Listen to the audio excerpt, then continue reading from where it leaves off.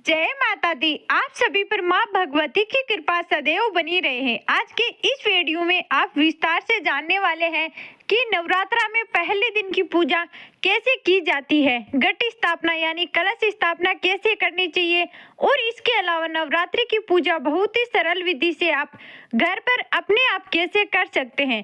अगर आप इस बारे में जानना चाहते हैं तो वीडियो को पूरा जरूर देखिएगा। जानकारी पसंद आए तो वीडियो को लाइक करना और कमेंट बॉक्स में जय माता दी जरूर लिखना। सबसे पहले मिट्टी के चौड़े पात्र में, अगर मिट्टी का पात्र ना हो तो परात या कोई बड़ी थाली भी आप कलश स्थापना के लिए ले सकते हैं, जिसके ऊपर कलश रखा जाता है। नवरात्रि के दिनों में बहुत से लोग जवारे भी बोते हैं और कुछ लोग नहीं बोते हैं, तो ये आपकी श्रद्धा है। अगर आप जो यानी जवारे बोना चाहते हैं, जिसे जयंती भी कहते हैं, तो उसके लिए पहले तो साफ छनी हुई मिट्टी जिसमें कंकड़ आदि ना हो वह आप रख लीजिए। तो जो पात्र होगा आपका मिट्टी का हो या परात, उसमें पहले एक लेयर, एक परत मिट्टी की बिछा दीजिए।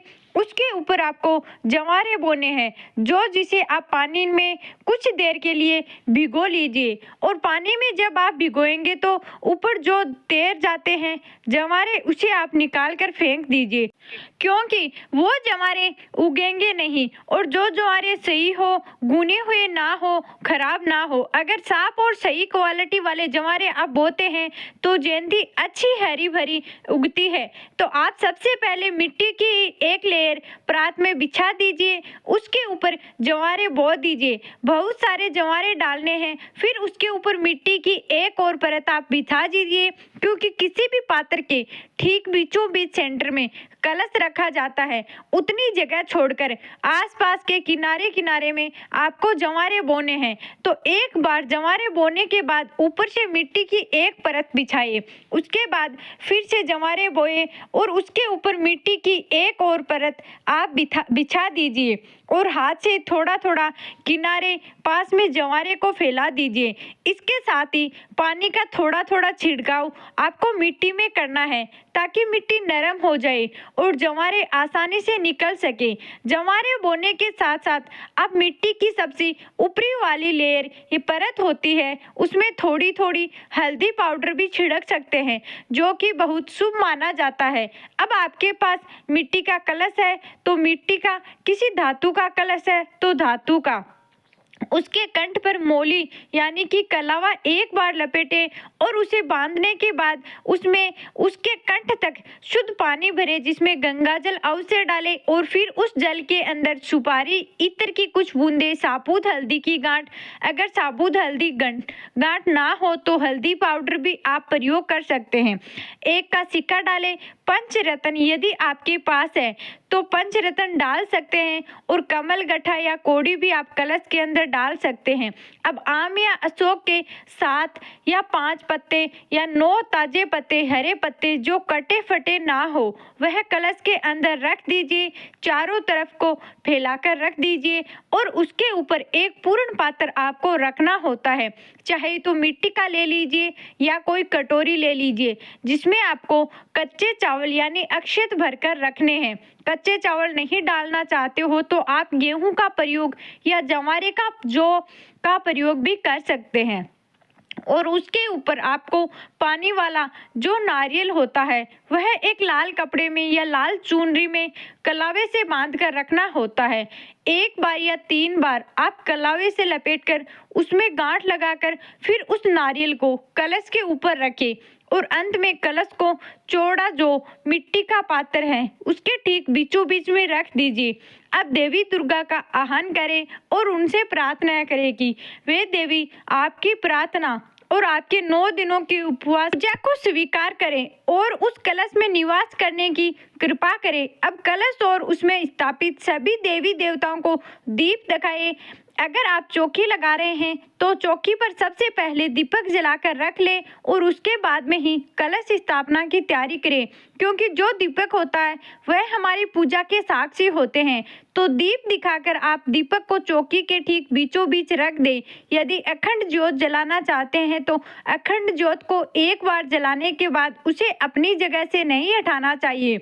उसकी जगह पर आप अलग से मिट्टी का एक छोटा दीपक जला सकते हैं, जिसे आप आरती में या कलश की आरती में उतारने में प्रयोग कर सकते हैं। चौकी पर भगवान श्री गणेश और माता पार्वती जी की प्रतिमा या तस्वीर की स्थापना करें।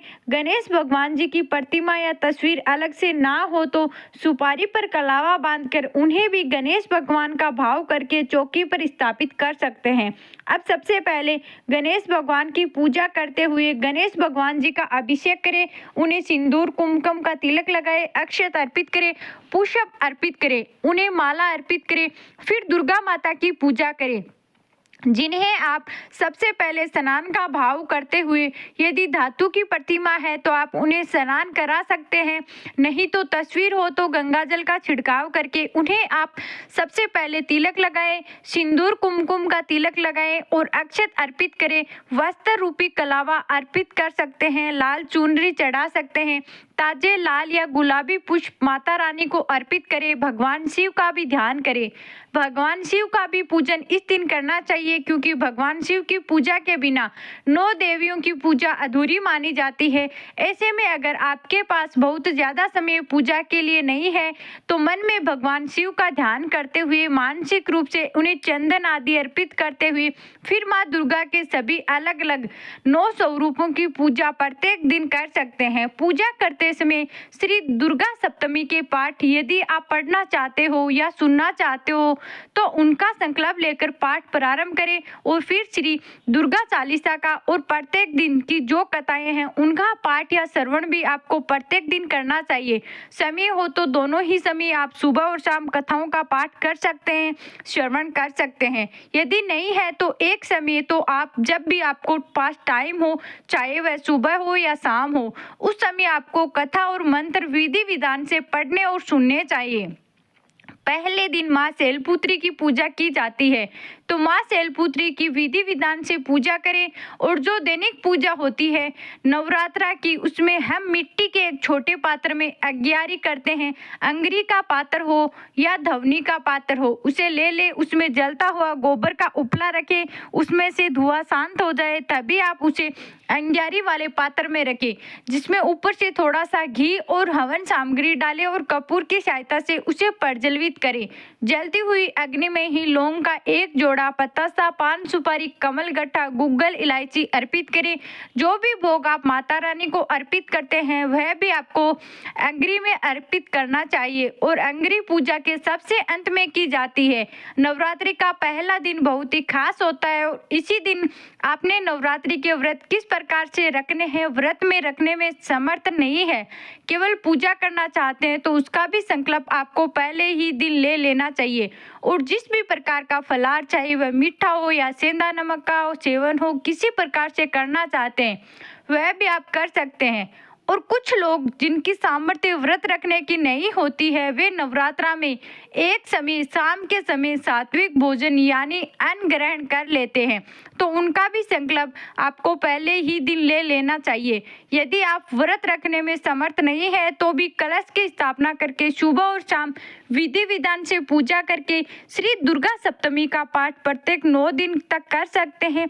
नवरात्रि में प्रथम दिन प्रतिपदा तिथि में कलश की स्थापना के साथ साथ माँ शैलपुत्री की पूजा होती है, जिनका स्वरूप बहुत ही शांत, सुशील, सरल और दया से पूर्ण होता है।